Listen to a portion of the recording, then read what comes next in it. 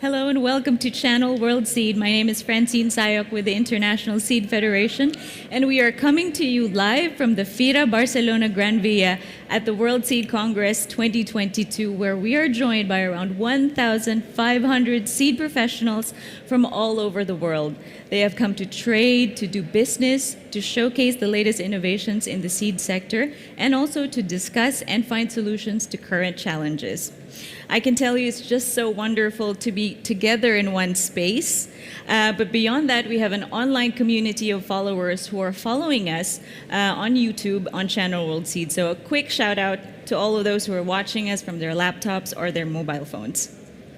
Today we are also privileged to be joined by 4 MBA students from the IESE Business School who will headline our Future Generation event. But before we let them introduce themselves, I want to tell you about this Future Generation event. This is a brand new feature of the ISF World Seed Congress, and we wanted to create a space for exchange among the different generations in the seed industry. So we'd like to thank our sponsors Rexwan and Syngenta for making this possible.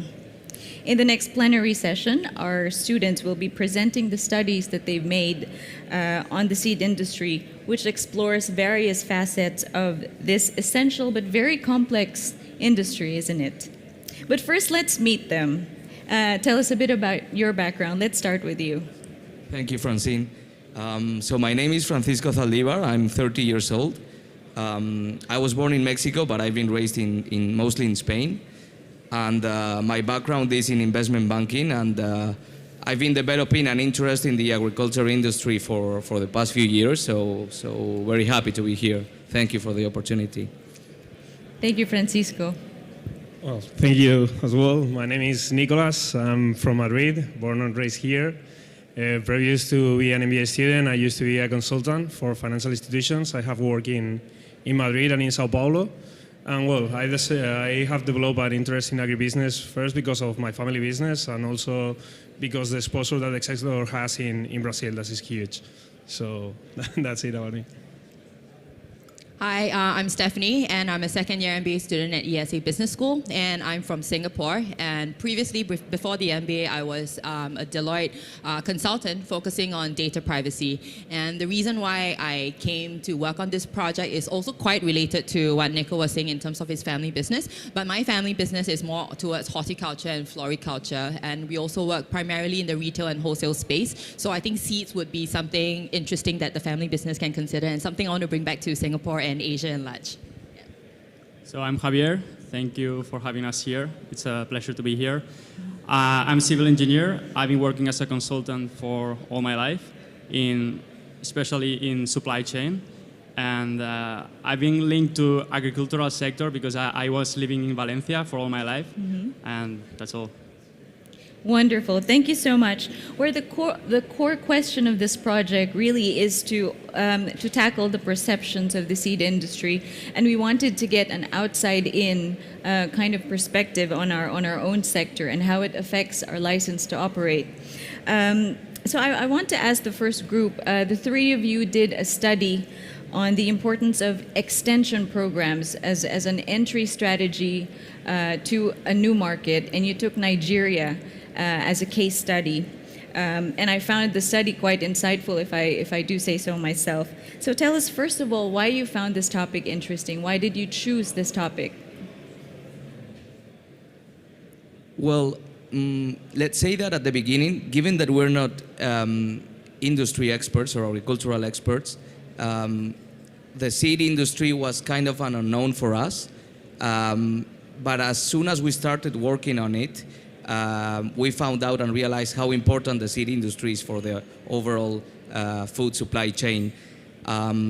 So it has been a very insightful project for us. And we decided to choose this topic because the 3 of us, I think, are very interested in emerging markets and frontier markets. So then Nigeria is one of the largest economy in Africa, and this is something that we will show in our presentation. So it kind of ticked all the boxes of what we were looking for in this project, and yeah, it's been really, really interesting. Stephanie, would you like to add to that? Yes, so further on, I think while we were doing a research in order to nail down on a location or even on a topic, a lot of research as well as working with Rizwan and Syngenta, it's about how they are also planning to go into Nigeria, because we also have to give credit to some of the international seed companies who are already having initiatives in how they are planning to go into Nigeria or whether Nigeria should be a suitable market. And our first angle of approaching the general topic was just stakeholders in the seed industry. But the more we focused and the more we actually reached out to international seed companies to look into it, I think the potential is there. So in addition to what Paco mentioned about it being a potential market with a lot of farmers who have the potential to do further and better, I think Nigeria was a good standing point for us to go in. Good. Anything to add, Nicholas? No, I think that the problem at the beginning was we decided to go with extension because it was quite a typical thing for the seed sector and we don't have that much exposure. But the beginning, it was like very abstract and was difficult to tie and to address the problem. So tying it to the Nigeria market that everybody told us that the population is exploding, the food needs there is critical. So it helped us like to give a business insight into it and to feel more comfortable into some of the topics we were addressing. So that also helped a lot for us. Great. And Javier, you are the second group, but actually you're doing this study on your own. And I think you did very well. You posed the question, are vegetable breeding companies doing enough to tackle climate challenges? So was the answer yes or no? The answer is difficult, and I don't want to do a spoiler because we're going to see it later, but the answer is partially yes. Okay. Because we need to consider that breeding companies are not alone. Mm-hmm. They are part of a value chain, and they are the first link in this value chain. Mm-hmm. And even if they are investing a lot in innovation to tackle this problem of climate change, we need to consider other stakeholders, such as retailers and consumers, because those ones are the ones that capture innovation. So the answer is yes, but there could be things that could be done in a different ways. Mm-hmm. The next question is for all of you. I wanted to know, how was your experience in the course of doing your research, in speaking with the representatives of the seed sector? What did you think about this industry, and who did you speak with to find out the answers to your research questions? Well, I think it was a very interesting experience. We are always the dumbest in the room. I wasn't that used to that, so you need to ramp up in every conversation. Mm-hmm. But it was quite a good experience. Everybody was so willing to help, so willing to show what the industry is doing, to like acknowledge what is very well known within the industry, but not as well outside of it. Mm-hmm. So many things were given for granted, and for us was like exploring our mind. Or you're really doing that? You're really working that way? It was like really interesting, and people very, very helpful. It's very good to hear. And I think one common thing in the industry is just everyone is so proud to talk about their work, and so willing to share their experiences. Javier, how was your experience? So in my case, everyone was super welcoming with me. So I appreciate very much. Here is Jasmina. I had the chance to speak to her, and she was very welcoming. And as he said, I was the dumbest in the room, so I was an outsider, complete outsider, and I had to prepare some meetings before going there because otherwise I couldn't get the most of it.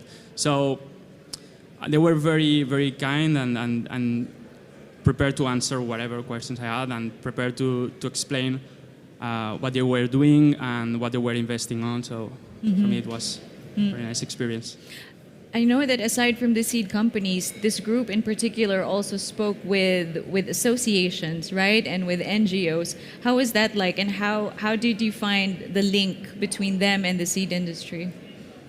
Yeah, for us it was very, very interesting to work with NGOs because one of the ones that we talked with was working alongside the farmers in many African countries. So it was a very useful way to understand their views of the farmers in Nigeria, because it's a very fragmented market, and normally these farmers work either independently or in very small organizations, so it's difficult for them to raise their opinions and their concerns.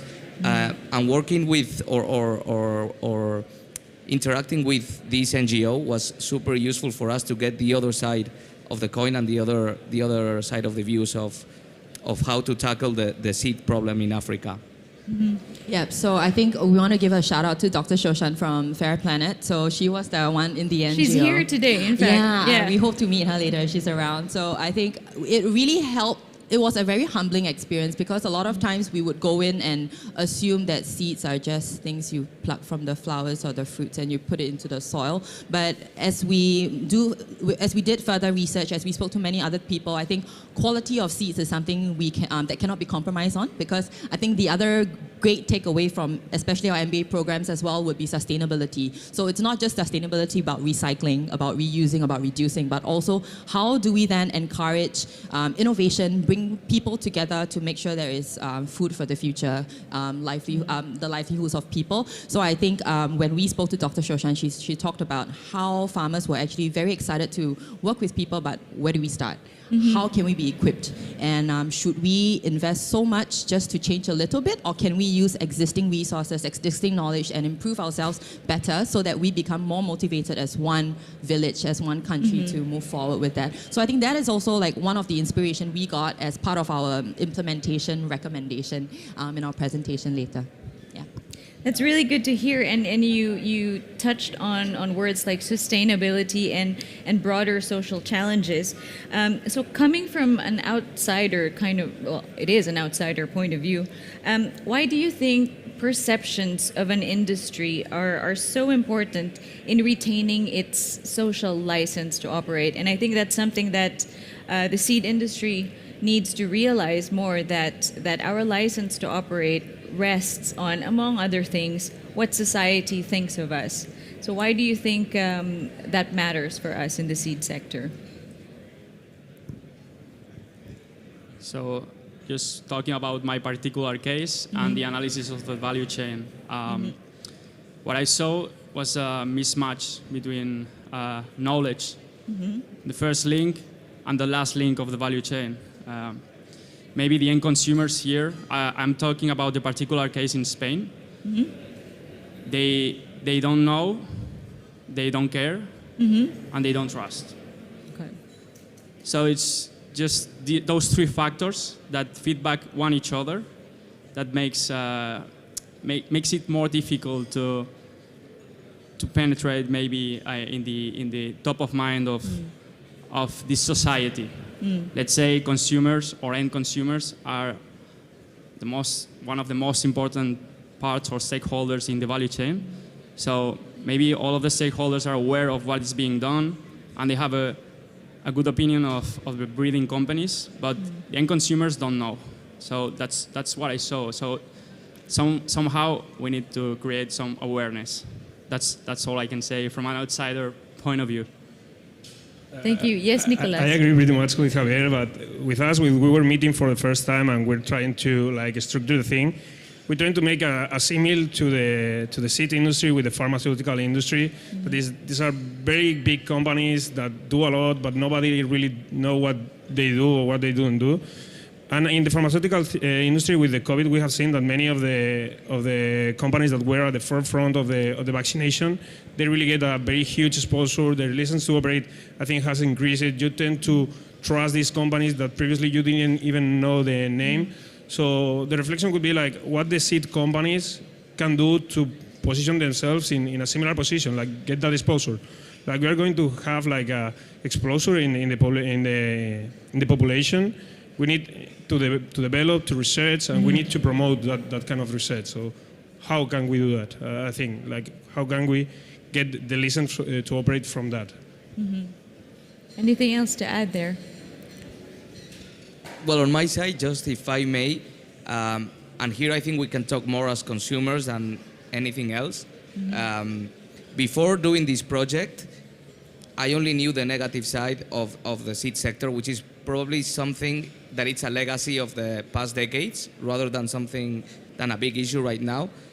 But maybe I would say that more promotion would be on the good things about the industry, which are many, would be useful for consumers and for students, in our case, to have a different view on the industry, I would say, or much better informed view on all the good things in the industry. Very well said. Is there anything to add to this? So I think I would like to maybe put this and like have that similarity to the floriculture and horticulture sector, because again, it's also like an aging or like a very traditional industry that a lot of young people like us do not appreciate or do not have a lot of information about. So I think being informed would be one. And how can we actually bring excitement, or how do we actually put all the value chain together in, like an overview for people to appreciate and find interest in one way or another? Because while we talk to people, I think like we said, we understand a lot of negative thing, but while we talk to more people, we actually saw a lot of initiatives going on. And it's actually a pity, because you have a lot of things going on, but who is there to see? There's a lot of marketing, and I think conferences like that, conventions like that are good exposure platforms where we can bring more like-minded people or new people who are not very familiar with this industry together, and then generate new conversations. And I think asking very, very basic questions, like we say, we're like the dumbest in the room. So I think very, very basic questions, like going back to the basic, actually helps as well, not only to get an understanding, but from there generate interest and how we can approach this topic further. Well, you may not be specialists in the seed sector, but I think by now you're kind of more informed. You're not specialists in the seed sector, but you are business students, and you come from backgrounds like banking and finance and engineering. So I wanted to ask, does the seed industry challenges, the ones that we're facing today about what society thinks of us, does it compare with what other industries are also facing at the moment? Like, do other industries also care about the same topics that we care about? Yes, Javier. Okay. So it's a difficult question because I'm not familiar with many other industries, but considering the presentation I'm going to give in a few minutes. So what I saw is that in other industries, let's focus on the change. You are the breeding companies are the link in the value chain that are focusing on innovation and changing things the way they are done. And this happens in other industries. And to do so, you need to involve the whole value chain. So what I'm going to say is, like, you need to involve everyone because you have a common challenge. So I don't know which industry, but we can see the same thing in the apparel industry, in the specific industry of chocolate with Tony's Chocolonely in the Netherlands. So there's a player or a link in the value chain who wants to change everything. So you're doing things, but you need to have enough visibility towards the rest of the players in the value chain. So that's all I can say. And those are the industries I could mention. Great. So I think looking at the value chain, we would also look into how external stakeholders can be involved. So how we would be presenting our topic would be looking from the role of an international seed companies. But at the same time, I think it is important, while we have the resources, while we have the capabilities, I think local support would be very important. So I think where we explored areas would be government support, local partners or agencies that can actually help go to the ground and motivate farmers, get people talking, get people to understand what the international seed companies are doing, and then together as a whole stronger force be able to drive the change better and make that impact. Yeah, I agree with your point that partnering up is really important in any industry, not just in the seed sector. And would you guys like to add something to that as well, or in anything in general? Well, if I can compare it to an industry, it would be to finance and banking. And in my opinion, the driving for change in that industry is threatened. It's threatened by technology, by government. Like the traditional institutions feel in a threatening position that is moving those institutions forward. Here, when I try to look into the seed industry, I only can think in the government pushing them to move forward. Like, okay, we want to improve our our social relationship by for what or why or how.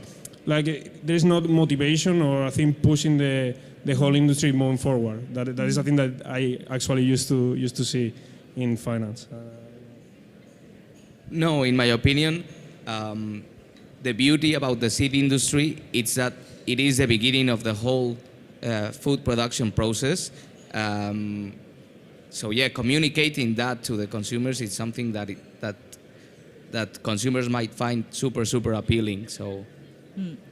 Can I add? Okay. So as she mentioned, like government needs to be there to push and enhance the change and visibility. Okay. So let's consider energy. Let's consider the plastic industry or petrochemicals industry. So everything is changing right now in Europe because governments are pushing. Maybe single-use plastics. Okay, there's a ban, so everybody needs to change. But if nobody helps breeding companies to enhance all this innovation that is maybe changing the future or helping to have a better future, then what do we do? Because society cares about what leaders or, in this case, government say. So governments are a major stakeholder to consider in this whole change process. Right, and I guess governments as a response to what society wants, right? There's this interface between the values that society hold dear and also what politicians, what people in the regulatory world react to. So I think it doesn't happen in a vacuum. It happens all in an interaction. And we, the seed sector, is one player in that entire universe. Speaking of universe, so you are here with the global seed industry, surrounded in its full diversity. So I would like to ask, as a final question, what message would you, as members of the future generation, let's say, what would you like the industry to hear? What message would you like to say, and what call to action would you like to make before the global seed sector?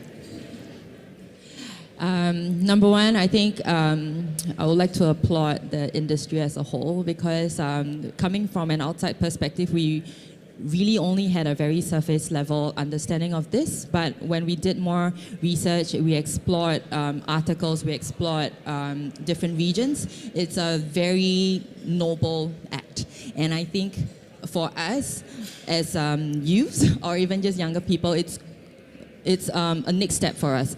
Since we have stepped into this, I think it's more about generating that interest and generating the excitement where any articles that come in now about seeds, about food, where food's produced, how farmers are taking action in adopting or appreciating hybrid seeds is something that we will be more concerned or more excited about now. But at the same time, going back to school or going to our future careers after the MBA programs will be to share this experience with them and bring the message forward that this industry has a lot of excitement, a lot of potential that a lot of people don't see, but they should come and take a look at it because it's what brings all of us together and something exciting moving forward. Yeah.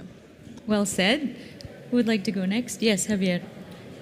So in my case, I believe that this industry is gonna go through think global because it's what they are doing now, what you are doing now, right now. You are innovating globally. You are creating new seeds, new techniques for the future, thinking about how to adapt to the future. But we also need to think about acting locally, and because those micro societies are the ones that are capturing the innovation.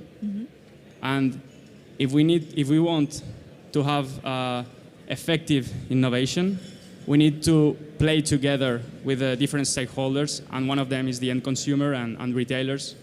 So I believe think global, act local, and just work hard on this act local thing.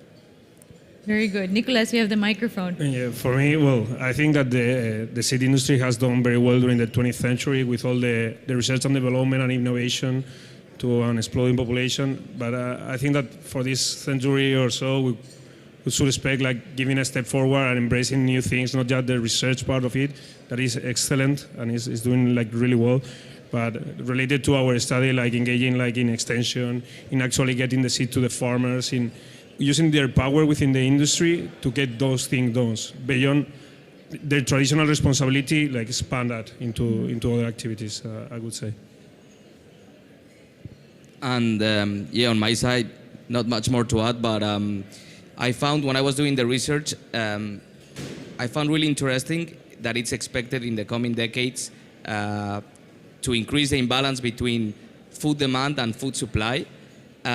So there's going to be a need for a significant technological improvement, and this is the first stage in this technological improvement has to start with the seed companies. So again, I'm sure that if consumers and potential future employees find out about this, they're going to be really, really interested in this industry. Thank you very much. Well, that was very inspiring for me to know that our youth cares about the seed industry and that you understand it a bit more. So I would like to thank you so much, Stephanie, Nicolas, Paco, and Javier, for the time you have invested in learning the ins and outs of the seed industry. I know it hasn't been that much time, but you've made a tremendous job of it. And I would like to invite everyone here in Fira to join us in the panel session that follows after this, where you will hear the full presentation of the students and the outcome of their research. And I hope the seed industry was listening to the challenges posed by our youth. And again, thank you so much, and I hope you join us next time again. See you all. Thank you.